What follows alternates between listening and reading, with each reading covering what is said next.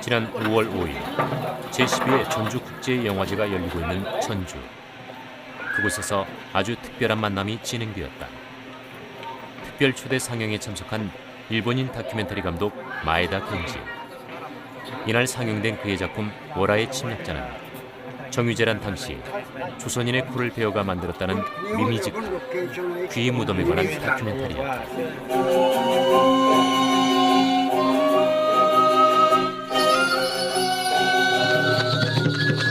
この虎舞は松山城初代城主加藤義明が豊臣秀吉の朝鮮出兵に有志2400人を率いて出征。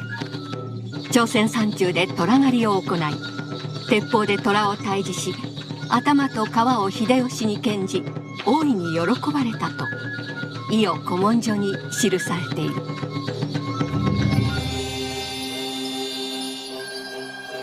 以前宇土城主小西行長、対馬の宋義朝らの一番隊18700人の軍は鉄砲と刀を武器にトンネ城に乱入した。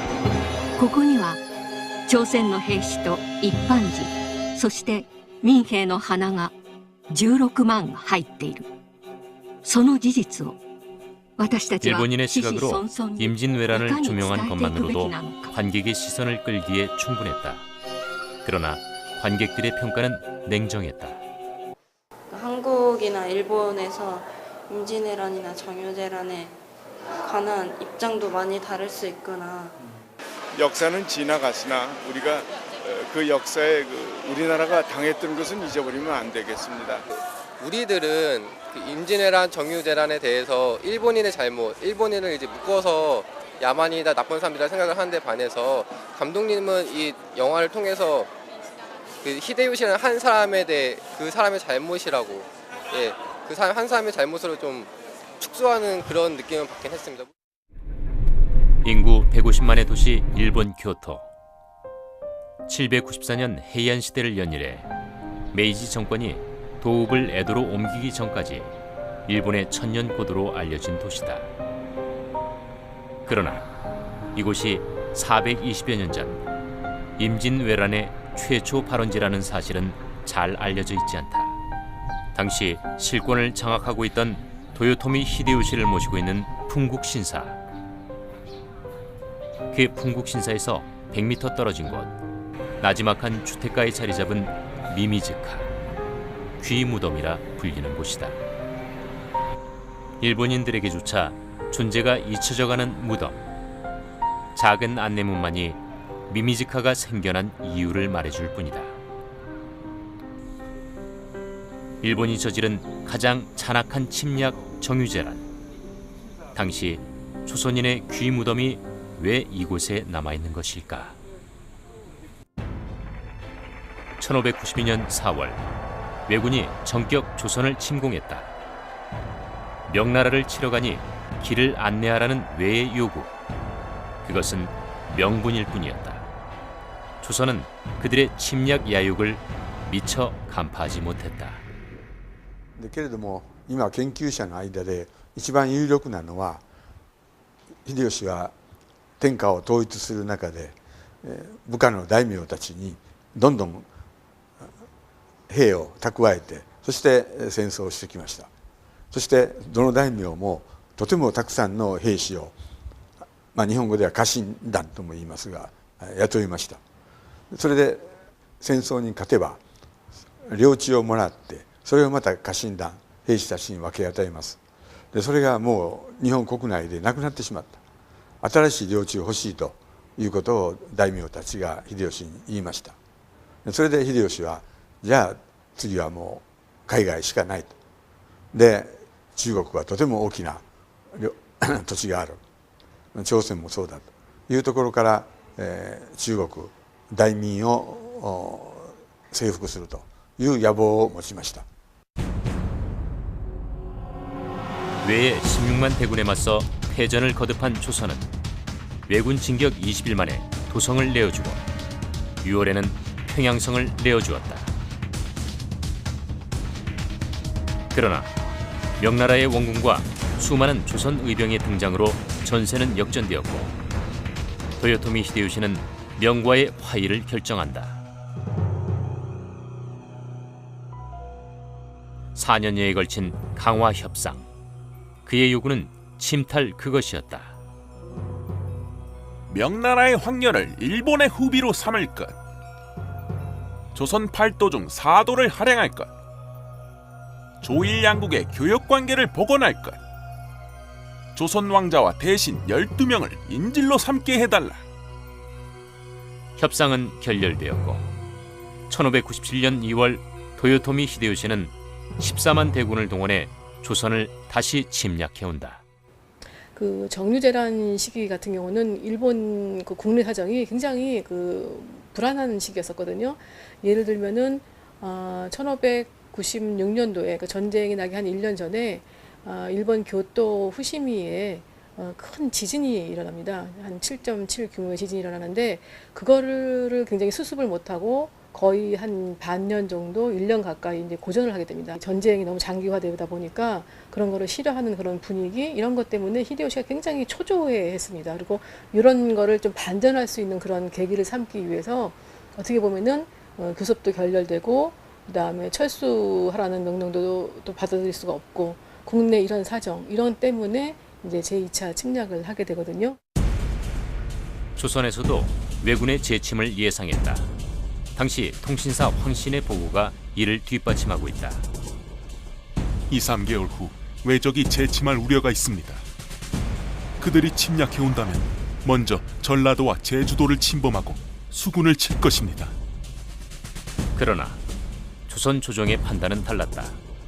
선조실록에 따르면 조정에서는 왜군이 경주, 서생포, 부산포, 가덕도 등에 주둔하면서 식량을 비축한 뒤 전진하여 영남을 잠식할 것이라고 예측했다. 조선 조정의 잘못된 판단은 경상도 중심의 방어로 이어졌다. 결국 정유년 1월부터 7월까지 많은 병력과 무기들이 전라도 지역으로부터 경상도와 서울로 통하는 길목으로 이동 배치됐다. 그러나 도요토미 히데요시는 전라도 공격을 명했고 이는 앞선 4년과의 전쟁과는 사뭇 달랐다. こちらの方は、残らずことごとくいっぺんに成敗と非常に強い言葉を使っております。でつまり、全て侵略せよということですね。で、それをした上で、青国というんでしょうかね、青国とかその他の地域についても、できるだけ、兵を進めて、侵略を進めろと、つまり全羅道の方をまず制圧せよということをかなり強く伝えてますね。でそこを足場にして、他の地域にも手を広げようと、こういうことを命じております。 5년 전에 임진왜란을 일으켰을 때 일본은 개전 초기에 조선 7도를 거의 다 점령을 합니다. 그러나 전라도 한도를 점령하지 못해서 조선 정복에 실패를 하고 맙니다. 그 배경에는 바로 전라도에서 병력들이 동원돼서 임난 극복의 중요한 전투마다 주력 병력으로 참전해서 전세를 역전을 시켜왔고, 또한 군량 등 각종 군수물자가 이곳을 기반으로 해서 보급됨으로써 조선이 임난을 승리로 이끌 수 있는 원동력을 제공해 주었기 때문에 바로 도요토미는 이번 기회에 먼저 전라도를 치고자 한 것입니다. 조선 조정의 뼈아픈 판단차고 그 대가는 엄청난 것이었다. 재침공한 왜군이 저지른 행위는 잔인했다. 호배기를 자행한 것이다. 정유재란 당시 외적의 포로로 잡혀갔던 강항. 그는 2년 8개월 동안 일본에 억류되어 있으면서 일본의 주작을 전파한 유학자였다. 그런 그가 1600년 귀국하여 쓴 일본 관찰기 간양록에 호배기에 관한 기록이 남아있다. 관백이 여러 외장들에게 명하여 코를 베어 머리를 대신게 하였으므로 외졸들은 우리나라 사람을 만나기만 하면 번번이 죽이고 그 코를 베어 소금에 담아서 보냈다. 그 히데요시로서는 정권을 유지하기가 굉장히 힘든 상황이 됐습니다. 그러다 보니까 전쟁은 계속 해야 되는데 뭔가 사람들에게 지금 전쟁이 잘 되고 있고, 그다음에 전승을 하고 있고, 지금 하고 있는 전쟁은 일본한테 유리하다 이런 것을 보여주기 위한 어떤 본보기 증거라고 그럴까 이런 것이 굉장히 필요했다는 거죠. 그럴 때 바로 이제 그 이용됐던 것이 임진왜란보다는 정유재란이 굉장히 더 방화라든가 약탈, 사륙 같은 굉장히 더 심했었잖아요. 그런 이유인 거죠. 그런 걸 통해서 이런 뭐 코백이라든가 귀백이 아니면 그 전에는 사실은 그 코백이라든가 귀백이도 일반 병사들 사이에 전쟁 시기에는 있었지만 정유재란이 좀 다른 것은 일반 부녀자들이라든가 어린아이들까지 전부 다 그런 걸 했다는 의미에서 조금 다르거든요. 조선인의 코를 베우라고 명령을 내린 도요토미 히데요시. 그는 누구인가? それでその人はものすぐ自分が根性を出して自分が将軍まで上がって大阪城を制圧してそこで全部日本全国をね城を作ってそうやった人やと思います。自分といえばやっぱり身分差をなくしてきちっと自分の力でのし上がってこられて、まあ、人の上に立てたっていうその人として尊敬はできるかなと思います。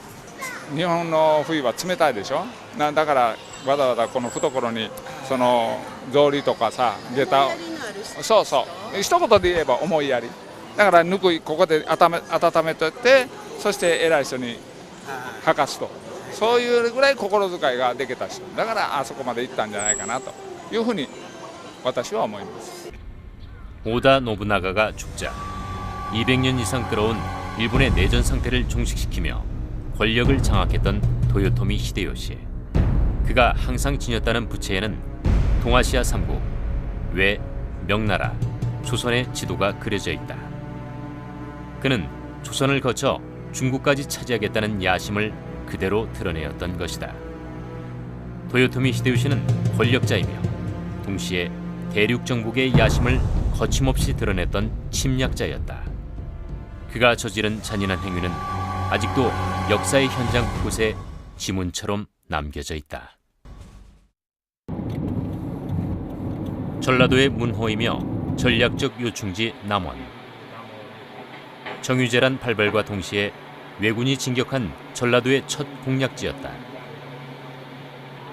도요토미 히데요시는 왜군 11만 명을 좌우군으로 나누어 우군은 황석산으로, 좌군은 남원으로 진격을 시작했다.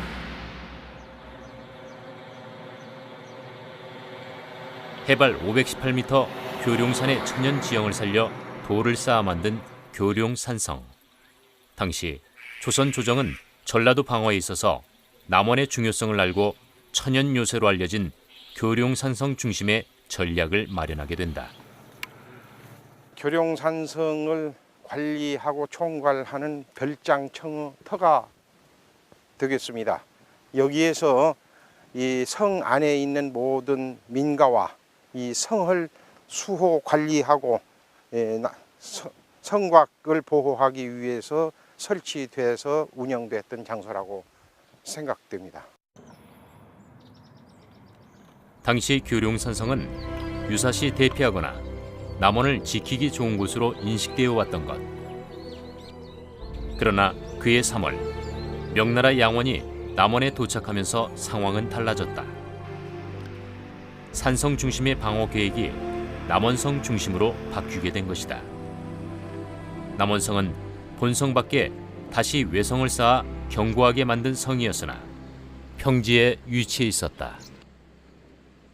이곳은 남원성입니다. 동서남북 4개 성문이 있었습니다만 정유재란 때 남문과 동문은 무너지고 그 후 일제시대에 서문과 북문은 훼손되었습니다. 그리고 그 성곽 일부는 현재 이 상태로 남아있을 따름입니다. 양원은 남원성을 개축하는 한편 교룡산성에 모아놓은 모든 식량과 가옥을 태워버리고 남원성으로 집결토록 명령을 내린다.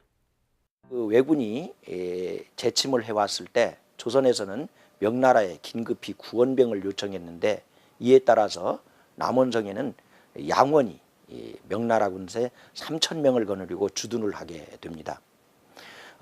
양원은 남원성을 수축 보강을 하고 여장을 높이는 등 수성 전략을 강화하면서 교룡산성을 포기를 하게 됩니다.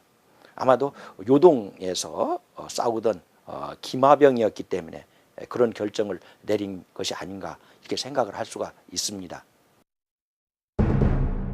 당시 왜군의 병력은 56,800명. 그러나 조선과 명나라의 병력은 명나라 양원이 이끄는 3,117명과 조선 관군 700여 명, 그리고 5,600명의 의병이 참전 4,400여 명이 전부였다.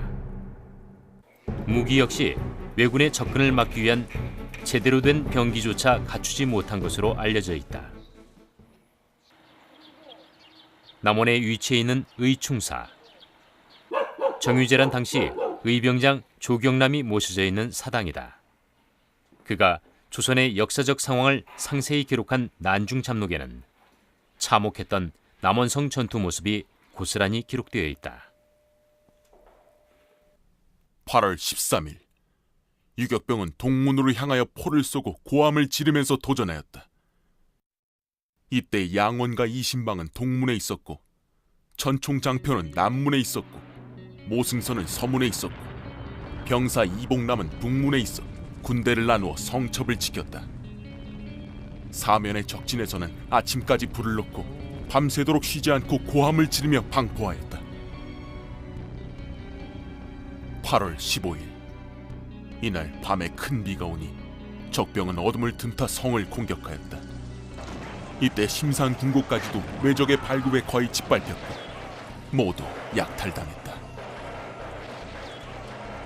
8월 16일 흉적이 남원을 함락했다. 조명연합군이 북문 안에 몰렸다. 적병이 칼을 휘두르며 따라와 죽이니 양군이 북성 안에서 모두 죽었다. 죽은 자가 거의 5,000명에 이르렀다. 결국 요동군 3,000병력이 완전히 괴멸되었고 양원은 병졸 100여 명만을 거느린 채 가까스로 포위망을 뚫고 달아났다. 그리고 남원성안은 왜군의 잔악한 만행으로 조선인의 목이 잘리우고 코가 베이는 끔찍한 고통이 난무한 학살 현장으로 변했다. 당시 만행을 오코치 히데모토는 조선무로에 이렇게 적었다. 오늘은 8월 15일 고향 신사의 제삿날. 일본을 향해 절을 했다. 코를 잘랐다. 갑옷 주머니에 넣었다. 전투에 참여했던 일본 승려 경념 역시 그의 친필일기 조선 일일기에 처참했던 현장을 기록하고 있다.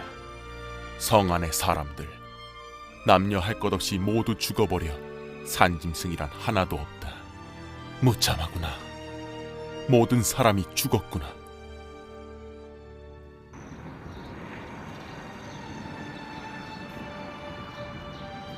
조선인 생존자는 없었다.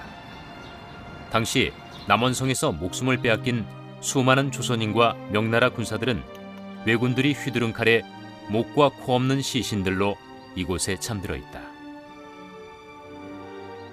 또 남원성을 지키다 순절한 접반사 정기원, 전라병사 이복남, 방어사 오응정, 조방장 금경로, 별장 신호, 남원부사 임현, 판관 이덕회, 구례현감 이원춘 등 8명의 충신의 넋이 이곳 충렬사에 모셔져 있다.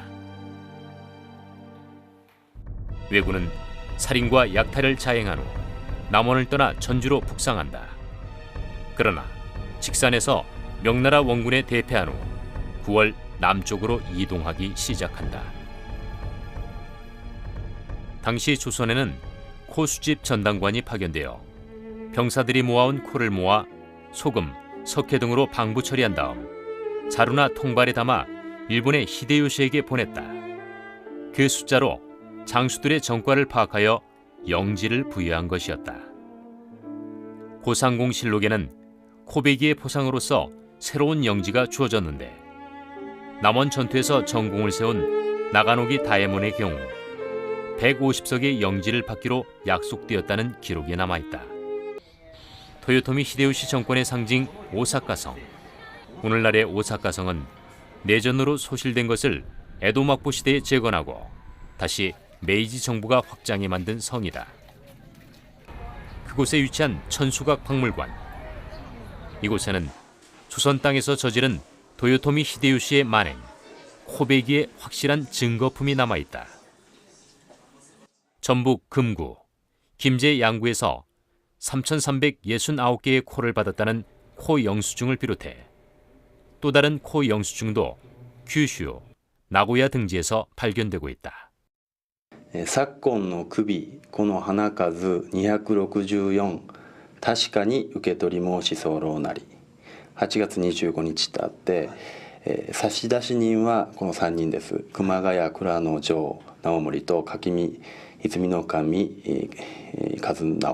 早川締め守長政ですね。で宛先はどこかというと鍋島信濃守、これは鍋島勝重です。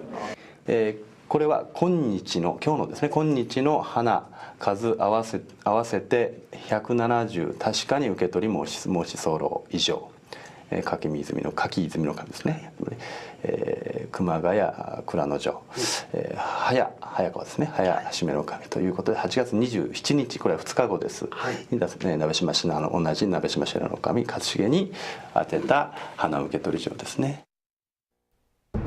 이수광은 지봉유설에서 당시에 코 없이 겨우 목숨만 부지한 사람이 많았다고 기록하고 있다.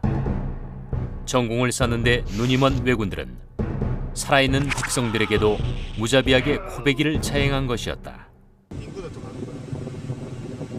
교토의 밋미지카는 단순히 조선인의 귀와 코가 묻힌 무덤이란 이유만으로 잔악한 일본을 상징하는 것은 아니다. 조선 침략의 주범 도요토미 히데요시를 신으로 만드는 풍국신사.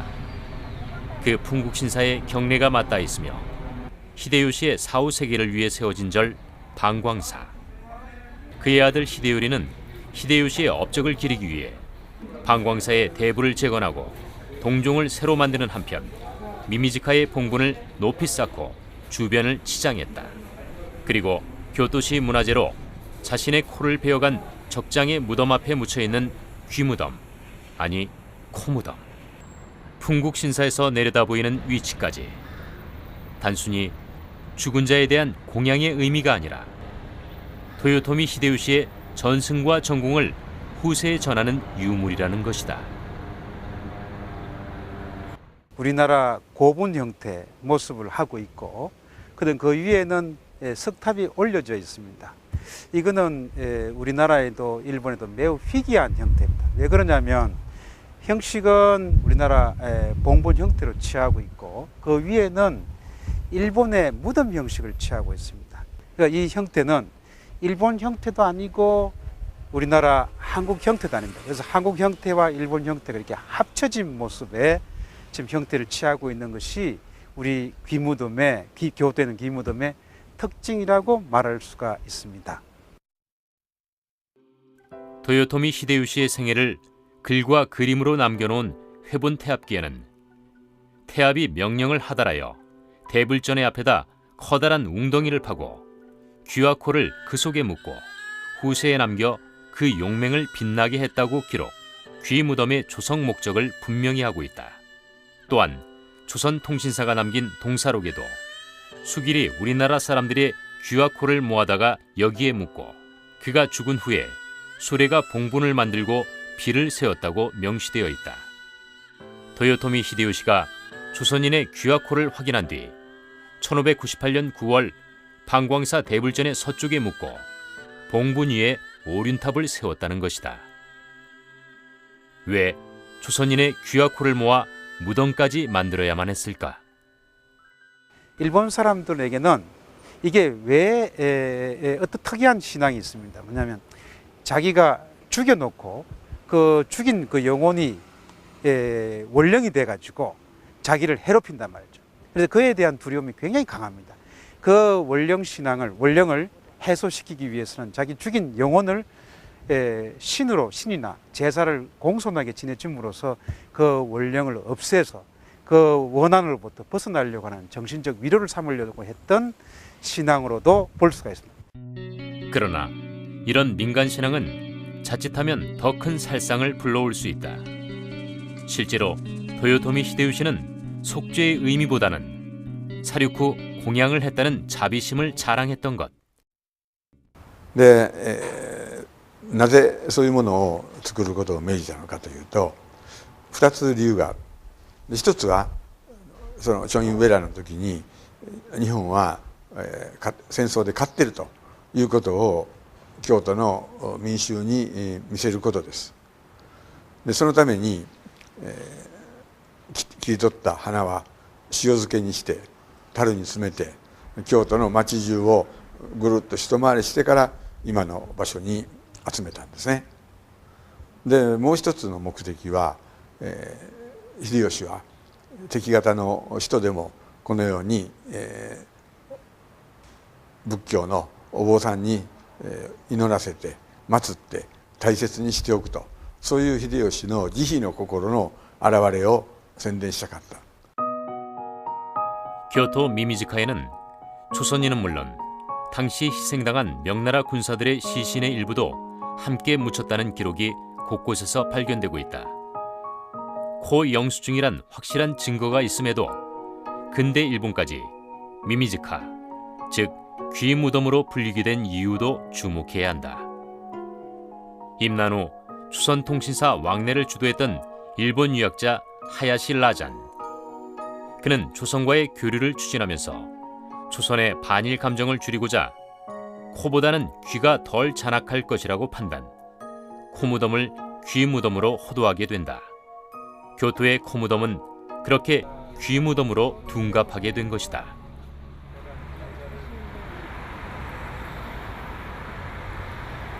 지난 4월 26일 새롭게 문을 연 부산의 조선통신사 역사관. 일본은 에도막부 시대를 열고 정유재란을 치룬 지 불과 10년 만에 조선과 국교 정상화를 추진하면서 통신사 외교를 시작한다. 도쿠가와 이에야스는 조일 친성 교류를 통해 조선의 우월한 문화를 받아들이려는 속셈이었다. 동시에 교토를 찾은 조선 통신사 행렬로 하여금 반드시 미미지카 앞을 거쳐 방광사 대불전에서 접대를 받도록 하는 것을 상례화했다. 교토 규무덤 앞에서 통곡하는 조선 통신사의 모습은 여러 기록에서 발견되고 있다.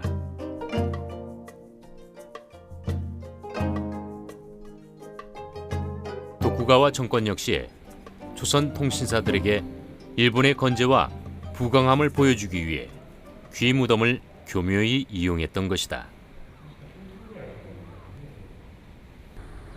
교토시 방광사 동쪽에 위치한 아미다가봉. 서쪽 기슭에 조성된 565개의 가파른 계단을 오르면 도요토미 히데요시의 무덤이 있다. 1598년 후시미 성에서 병으로 사망한 후 그는 이곳에 안장되었다. 그러나 도쿠가와 이에야스는 집공과 동시에 그의 무덤을 파헤치고 시신마저 팽개쳤다. 이것을 수습하여 지금의 훌륭한 무덤으로 조성한 것은 메이지 정부였다. 明治新政府っていうのは徳川幕府を否定するという意味がありますので、徳川よりも前の織田信長と豊臣秀吉を、神様としてもう一度祭り上げようというのがありました。でその中でですね、徳川時代に廃絶してた、豊国神社を場所を違えてですね復興します。でそれが、明治の元年に復活するということを決めて、で明治の6年に、官兵別格大社ということで決めてます。で実際にやったのは明治13年に、復興しております。 교토 풍국신사의 정각은 다시 건립되고 이어 오사카, 이시카와해현, 아이치현 등 전국에 걸쳐 풍국신사가 새롭게 지어진다. 메이지 정부는 도요토미 히데요시 사후 300주년을 기념하여 대대적인 축제를 여는 한편 교토의 귀무덤 역시 크게 확장하였다. 또한 도요토미 히데요시의 귀무덤을 주제로 한 가부키 공연을 열고 이때 참여한 배우들이 복납한 울타리는 지금도 교토 귀무덤을 둘러싸고 있는 석책으로 남겨져 있다. 19세기 말 교토 관광 안내서인 경화유지를 보면 귀무덤을 보는 사람으로 하여금 히데요시의 웅물을 연상케 한다며 교토 귀무덤을 토요토미 히데요시의 확실한 업적으로 찬양하며 교토시 관광지로 널리 홍보하기에 이른다. その時に目の前にいわゆるミミズカがある。でこれはやはり秀吉が素晴らしい戦果を上げた功績の印であるという考え方が改めて出てきました。でその時からあとですね、ミミズカいわゆるミミズカは、日本のその軍事力の戦争の、大きな力があった。そしてその頃から明治新政府は自分の国天皇の国のことを皇国天皇の皇ですね。で皇国と言いました。皇国の威信を海外に輝かした。そういう英雄として秀吉が持ち上げられていくんですね。 1910년 이후 대한제국과의 병합을 거치면서 일본은 다시 대륙을 향한 침략을 꿈꾸기 시작한다. 이 과정에서 일본은 더욱 노골적으로 강력한 군사력을 입증하는 역사적 유물로 귀무덤을 거론하기 시작한다.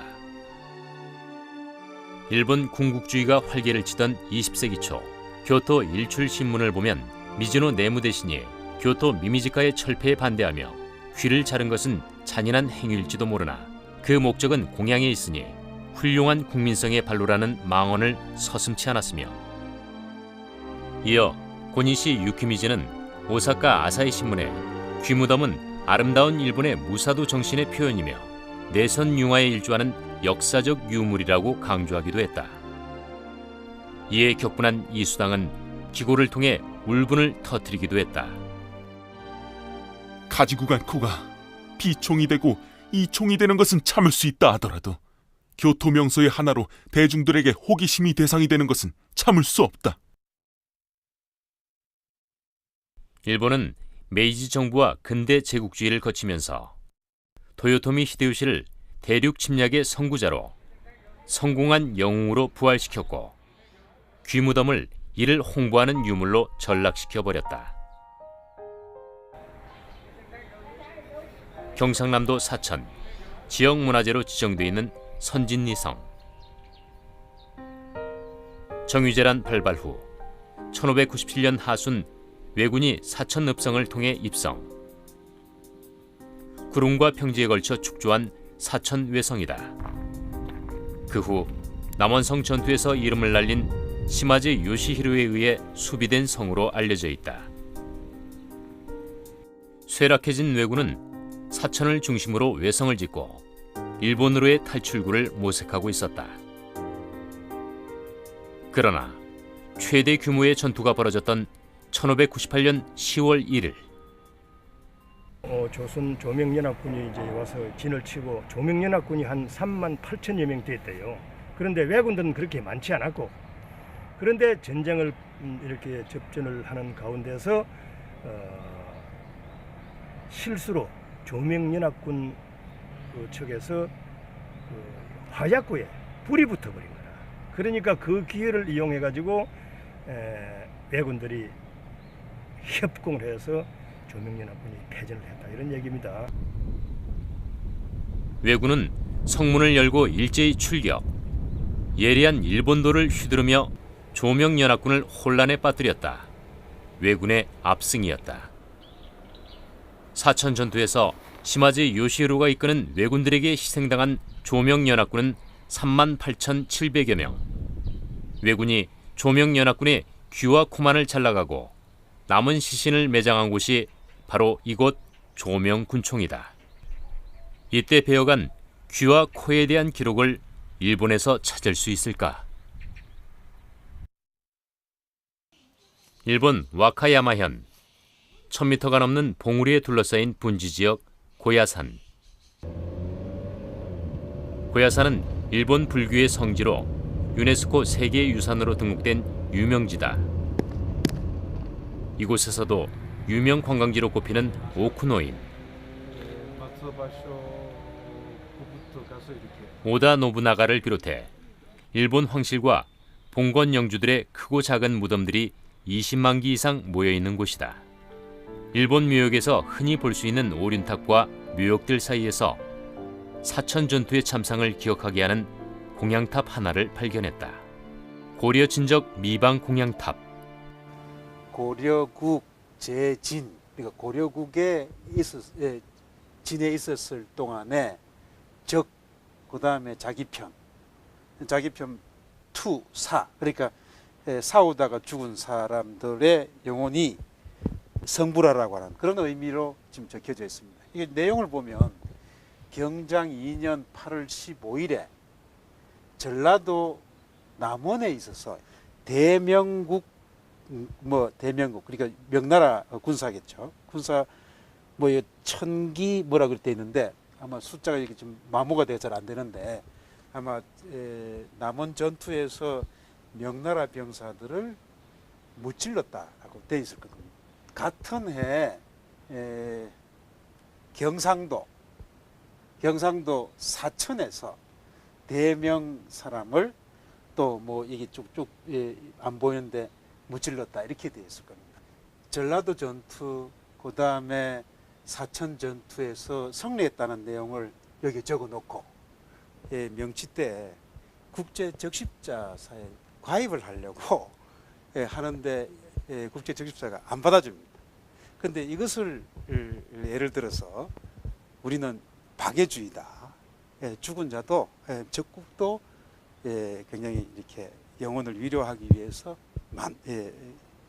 공양을 한다라는 것을 나타내기 위해서 영어로 번역을 했어요. 그래서 아마 국제 적십자에 가입을 하게 되는 그런 유물로서도 활용이 됩니다. 공양탑을 지나 가까운 거리에서 만난 시마지가의 묘역. 우리나라에 쳐들어온 시마즈 집안의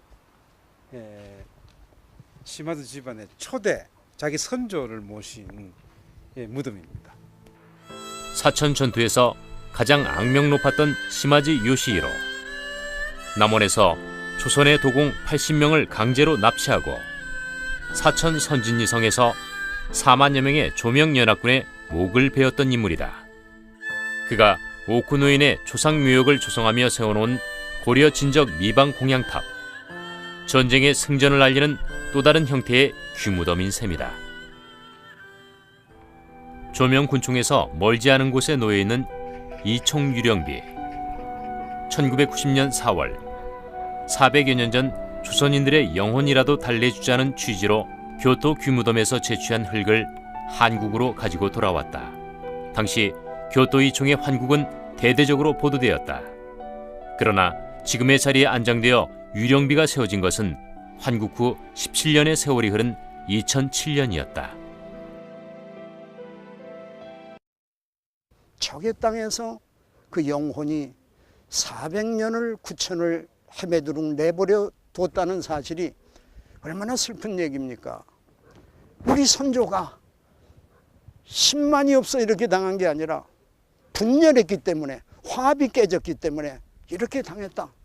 다시는 이런 역사의 아픔을 되풀이하지 말자 하는 역사의 산 교육장으로 반드시 필요하다 해서 전 모시고 온 겁니다.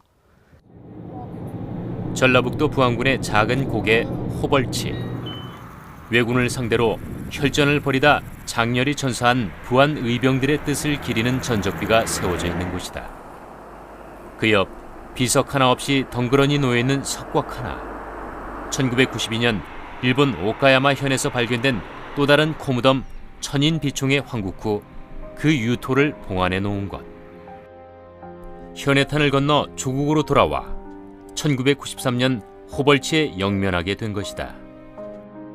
1992년 환국 후 일본의 천인비총 현장은 어떻게 변해 있을까?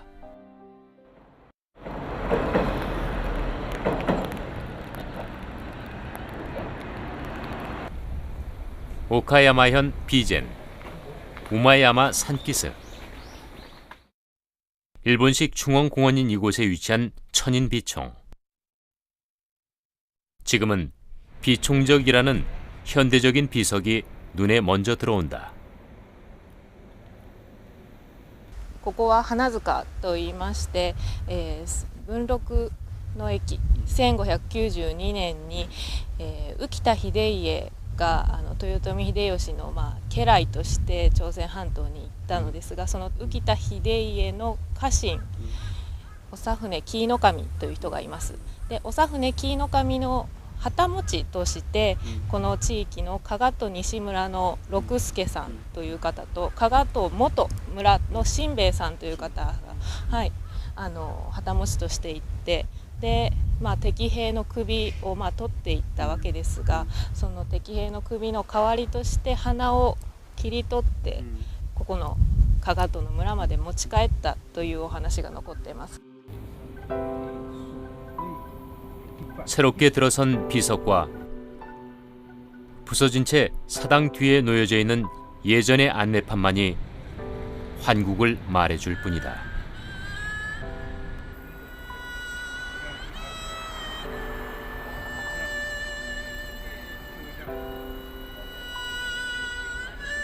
아, 93年に向こうの韓半島の方ではそのような石碑が立つということで。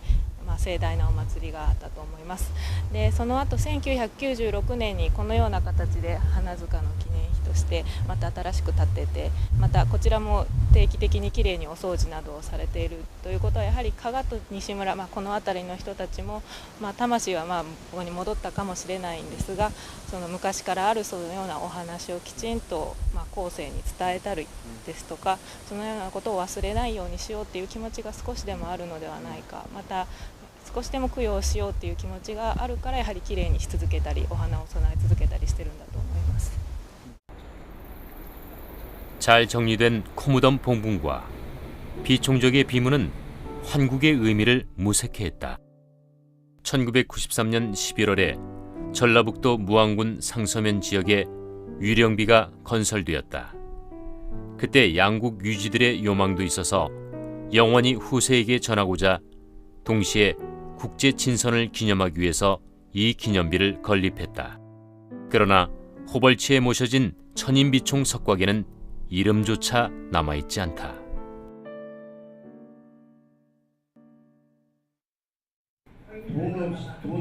인도적 차원에서 진행된 환국은 일본 교토에도 오카야마 현에도 코무덤을 그대로 남겨놓았다. 최근 한일 간의 왜곡된 역사 현장을 제대로 세워보자는 의미로 교토 미미즈카의 재헌국과 교토에서의 철폐를 주도해야 한다는 논쟁이 계속되고 있다. 작년까지 교토 부립 중고등학교에서는 역사 시간에 이청 무덤을 가르치고 있었습니다.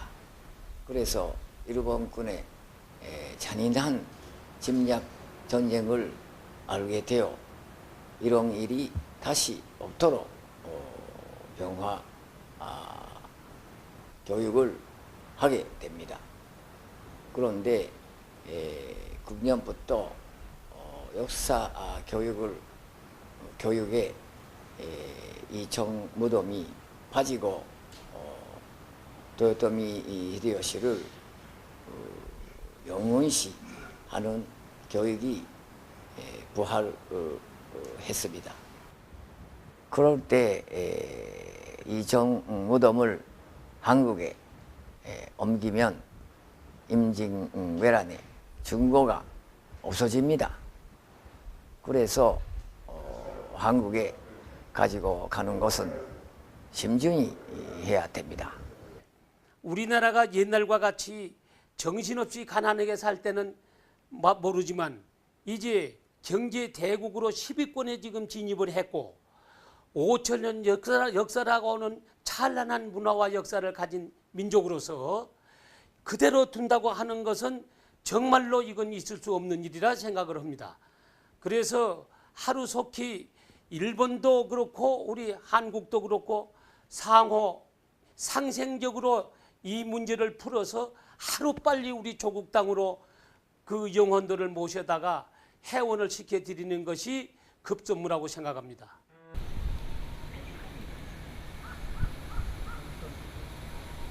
지금도 일본 곳곳에서 당시 조선인들에게 벌어진 잔혹한 살상을 기억하는 무덤들이 계속 발견되고 있다. 일본 오카야마현 찌야마. 주택지 한가운데 위치한 미미지죠. 조선인의 또 다른 규무덤이다. 임진왜란 때 참전한 외장 나카시마 마고사에문이 조선인의 귀를 잘라 전공의 증거로 삼은 후 넋을 기르기 위해 만들었다는 표지판이 조선인이 겪은 처참한 전쟁을 상기시킬 뿐이다. 쯔야마 향토 박물관장의 안내를 받아 찾아간 당인묘 역시 임난 당시 일본에 강제로 끌려온 조선인 포로의 무덤으로 전해져 내려오고 있다. 외장 나카시마의 노예로 평생 농사를 짓는 녹록치 않은 생을 보낸 조선인 포로. 큰 길이 나면서 석축으로 높게 쌓아올린 일본인의 공동묘역에서 밀려난 당인묘는 길가의 돌무덤처럼 쓸쓸히 방치된 모습이다. 그의 이름 마스무라 야스부로. 그의 후손 역시 그곳에서 살고 있었다. 東尋馬かいうのは朝鮮から日本に来たその劉妃かなんとかいうのがのお墓だけです。それが弥三郎に。それがあそこへ入ってる。じゃあ松村さんのご先祖さん。そう先祖。 16세기 임진왜란을 거치며 갈등과 반목을 거듭해온 동아시아 3국. 교토 규무덤에 대한 중국 학계의 관심은 21세기 동아시아의 평화를 모색하는 새로운 과정일 것이다. 而且中国学界对它的研究，相对于这个壬辰倭乱的整个历史的研究来说，那么也更加少一些。现在对这个韩国宗教界，那么提出来要把这个儿冢当中的遗骨迁回到韩国来，那么应该说。作为当时这个共同参战的中国的这样一个方面来说的话，我们是表示支持的。第二，要使日本政府和日本人民能够充分的了解这个儿冢的历史，就是说它是当时日本侵略的一个见证，侵略朝鲜王朝的一个见证，而不是什么这个名胜古迹啊。那么在这个问题上呢？ 我们应该敦促日本的政府，那么在做好这样一个解释和宣传的工作。 정부도 이러한 노력을 이 영령들이 한국의 고향 산천에 갈 수 있도록 다 같이 힘을 모아서 노력을 해야 된다고 생각을 합니다. 아직도 일본 어딘가에는 눈을 감지 못한 조선인의 원혼이 떠돌고 치욕스러웠던 임진왜란의 살아있는 유물, 교토의 규무덤, 아니 코무덤은 일본이 침략 야욕을 드러낼 때마다 유명 관광지도 되고 도요토미 히데요시의 영원한 전리품으로 기억되었다 사라지길 거듭해오고 있다. 그들의 웃는 얼굴 속에 감춰진 역사 왜곡과 영토 침탈 야욕은 지금도 계속되고 있다.